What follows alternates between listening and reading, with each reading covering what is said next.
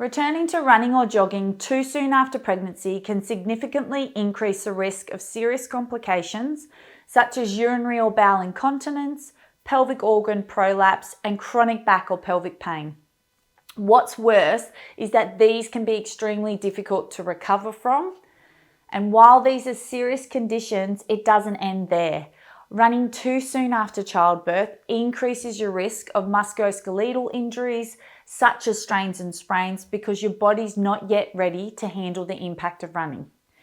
This is why it is so important to minimize your risk as much as possible. In this video, I'm going to walk you through some basic criteria you need to meet, and then I'll show you a series of exercises you should be able to do before you get back out there and go for a run. First, the basic criteria to meet before you consider running. You should be at least 3 months postpartum after a vaginal delivery, 6 months post C-section. You should be able to walk at 30 minutes at a moderate intensity. You must have had a review with a women's health pelvic floor specialist to assess the strength, the endurance, and the coordination of your abdominals and your pelvic floor muscles. It's essential that you don't have any symptoms of pelvic floor dysfunction. These include a sensation of heaviness or dragging in the lower abs, the vagina, or the rectum. You mustn't experience any incontinence or musculoskeletal pain in the lower back or the pelvis. Now, once you meet all of the criteria I just mentioned, you can try these load and impact tests. When you do each of these, you need to be able to do them without wetting or pooing yourself, feeling a sensation of heaviness or dragging. Now remember, that can be the lower abs, the vagina, or the rectum, or experience any pain. Let's go through them now together. The first exercise is standing on one leg for 10 seconds. When performing this exercise, it's important your knee remains tracking over your second to third toe and the movement at your ankle is small and controlled. So you don't want to see the knee dip in, dip out, and you don't want to see that you're wobbling all over the place.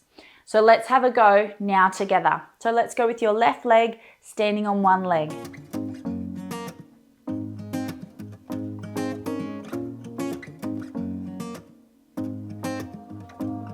Well done. Changing over to the right side.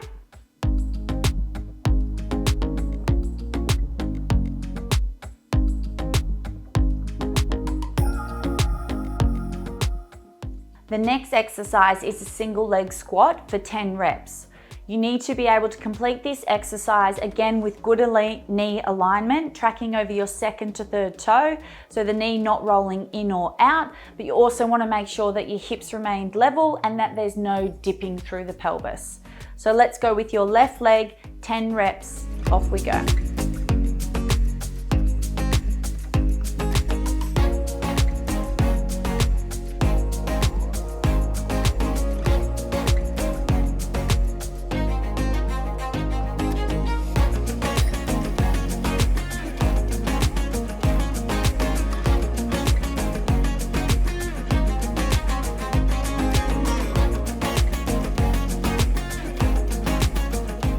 Well done. Changing sides. Right side, 10 reps.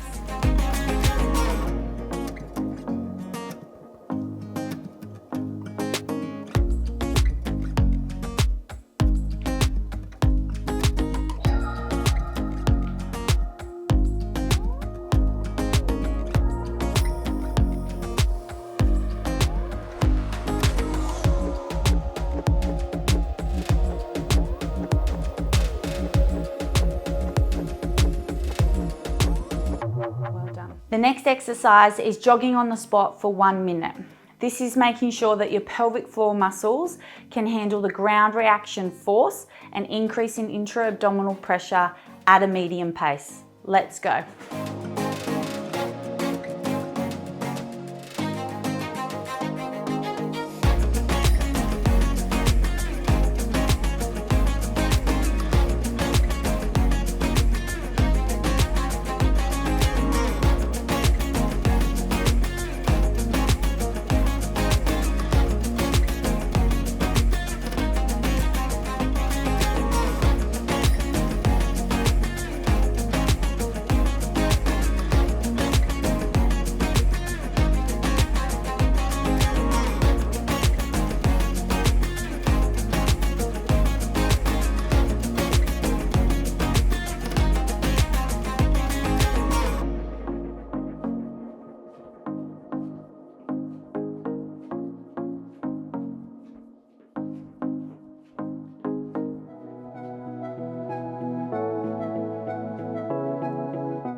The next exercise is 10 forward bounds. Again, this is making sure that your pelvic floor muscles and your core can handle the ground reaction force and the increase in intra-abdominal pressure when landing with force. Let's have a go together.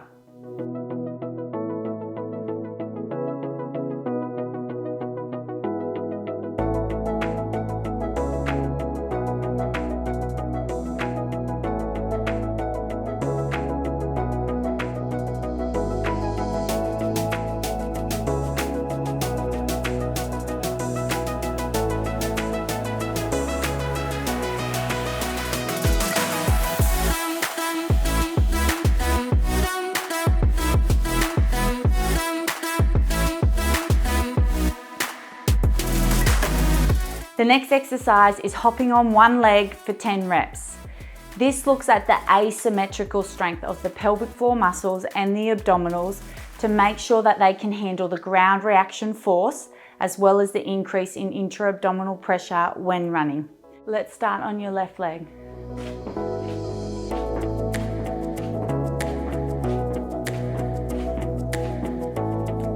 Now to your right leg.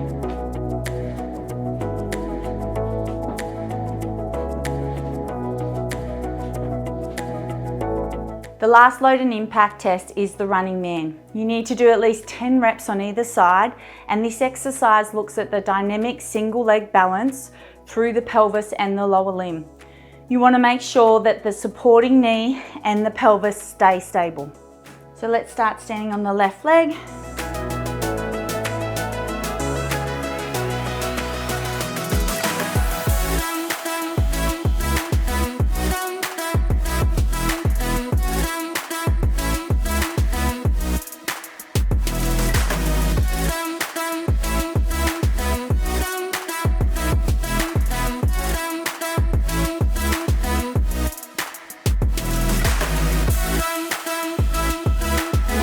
Right side.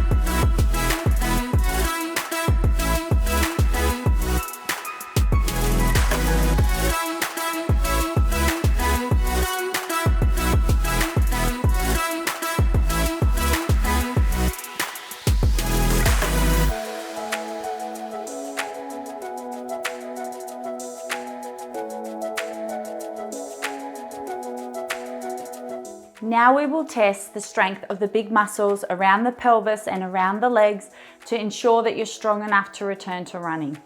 The aim here is to reach 20 reps for each exercise. The first exercise is a single leg calf raise. It's important that you're putting even load through the ball of the foot, that you're not rolling the foot in and out. So let's have a go on your left leg.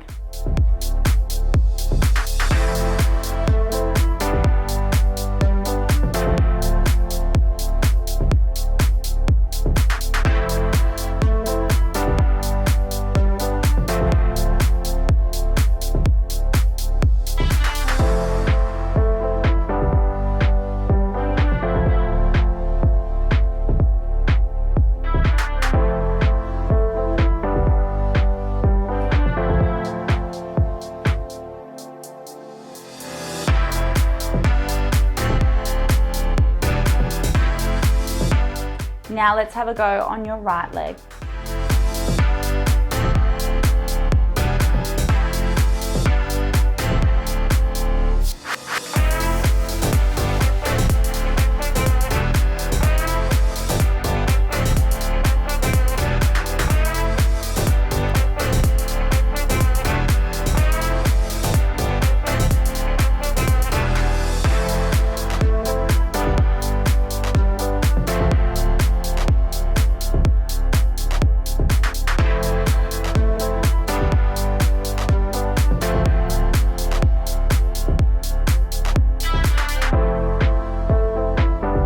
The next exercise is a single leg bridge.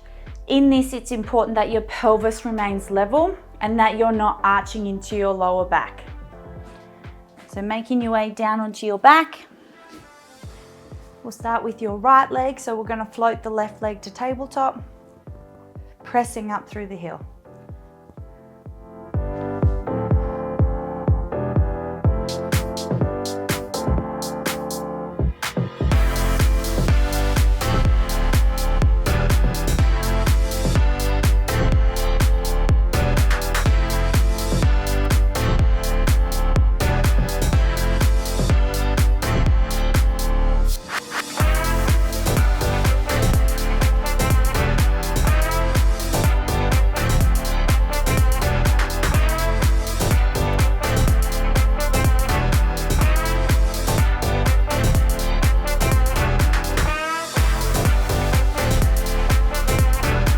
Other side.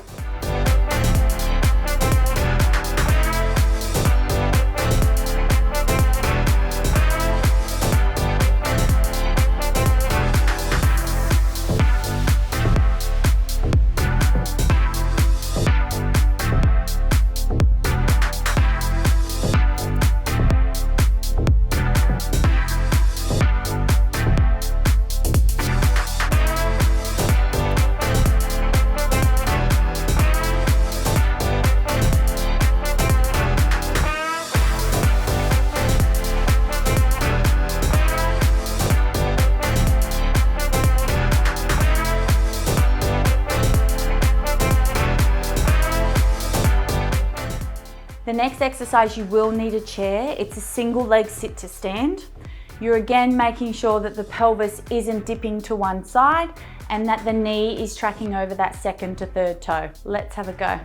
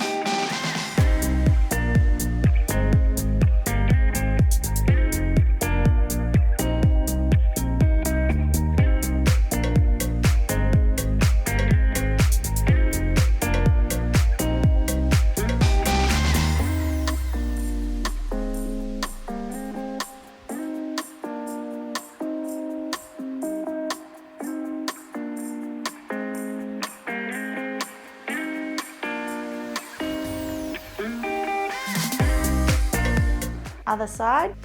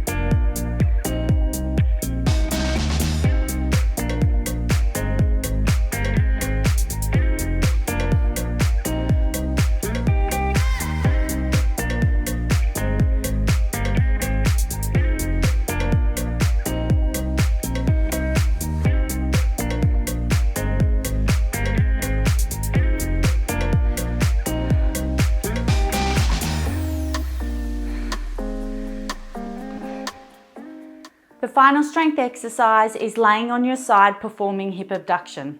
So making sure that the movement's slow and controlled, the hips stay stacked, and that you're keeping your ribs and your pelvis in a lovely straight line. So making your way down onto the mat, relaxing the head down, bottom leg can be bent, side body lifted off the mat, and we have 20 reps.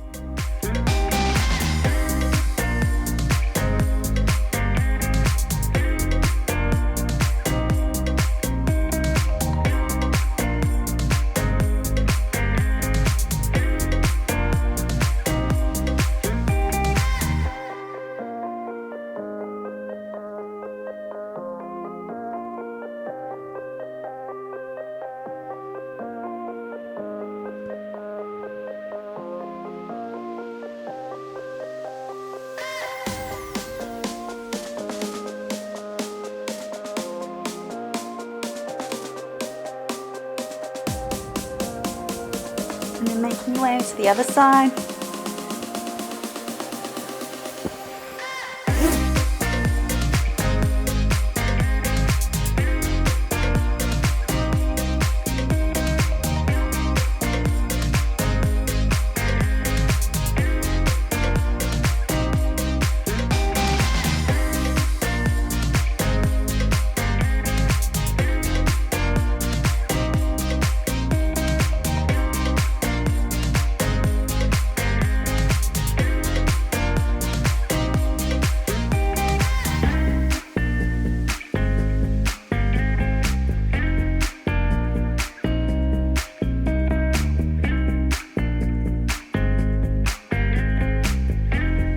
If you pass the load and impact test, but you are unable to complete the 20 reps of the strength exercises with good form, it indicates that you can still return to running while you continue to improve your strength in your legs and your pelvis to make sure that you can handle the impact of running.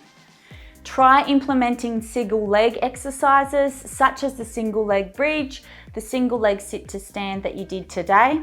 Start with the 3 lots of 10 reps with good form and then slowly increase to the 3 lots of 20 reps as your strength improves over the next 4 to 6 week period. Make sure you watch this video next, which features a strength program designed to help strengthen these key muscle groups, ensuring a safe return to running postpartum.